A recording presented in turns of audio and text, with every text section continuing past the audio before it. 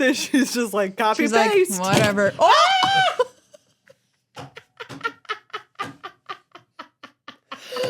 A ghost! Become our patron. Our set is falling apart.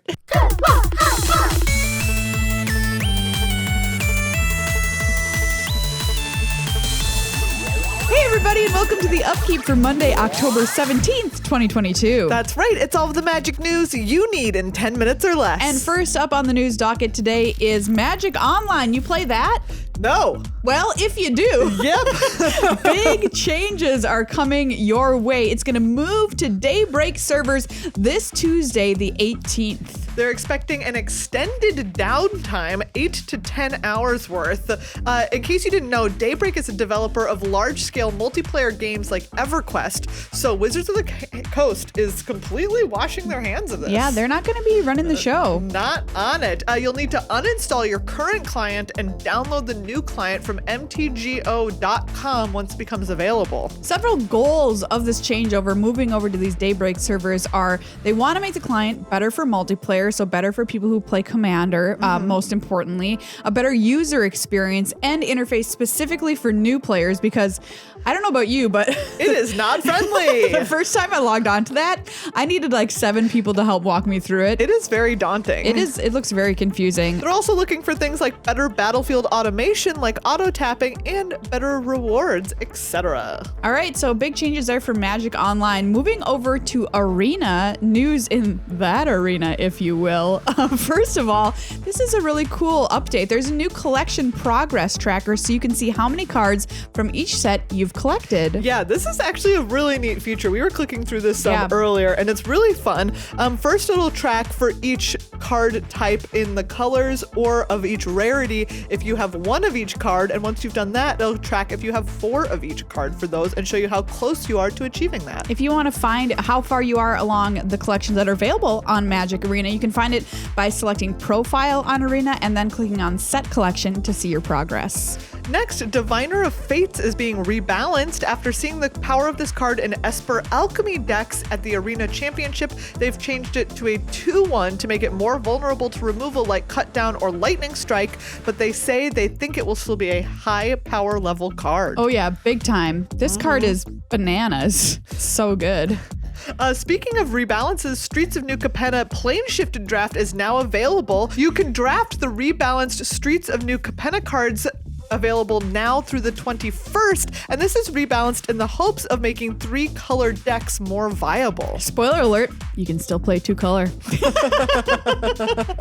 There's another Arena Open coming up this weekend, the 22nd and 23rd. It is best of 1 and best of 3 Alchemy for day 1, and if you make day 2 of the competition, it is best of 3 Alchemy.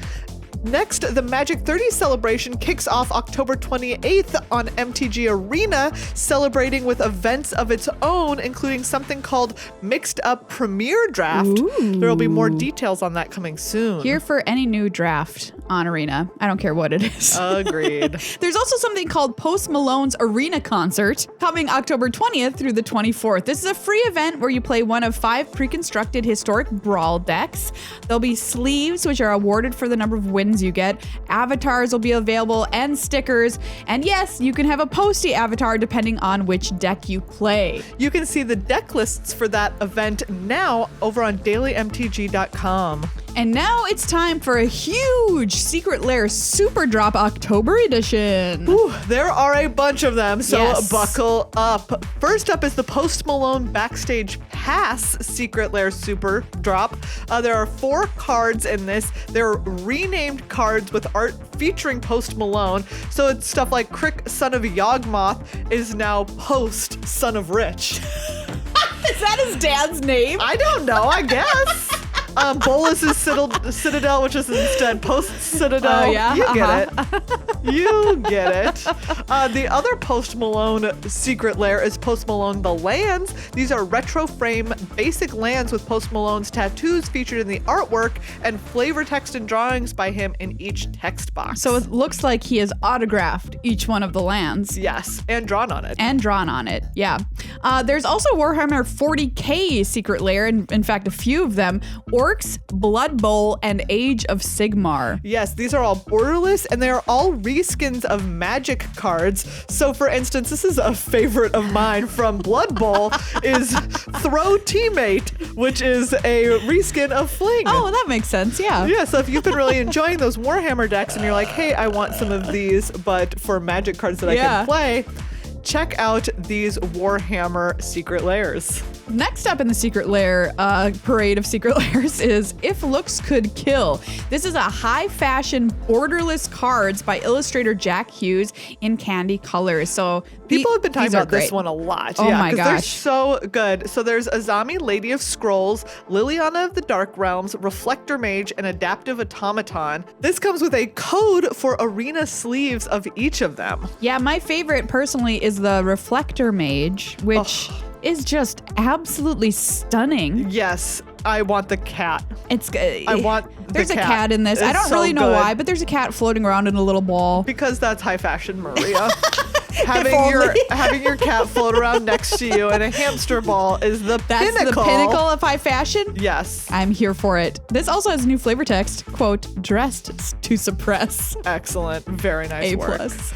Next up is special guest Junji Ito. There are Japanese and English versions available of this Secret Lair, in which the iconic manga artist illustrated cards in his signature black and white style. These, of course, are also borderless. There's Carrion Feeder, Doomsday, Plague Crafter, and Thoughtseize. The foil version of these is foil etched. This is and these gorgeous. are really cool. And also they're very spooky season appropriate. Yes, I agree. They're Wow. really cool and Stunning. also pretty eerie to look Yeah, at. I love these. Yeah.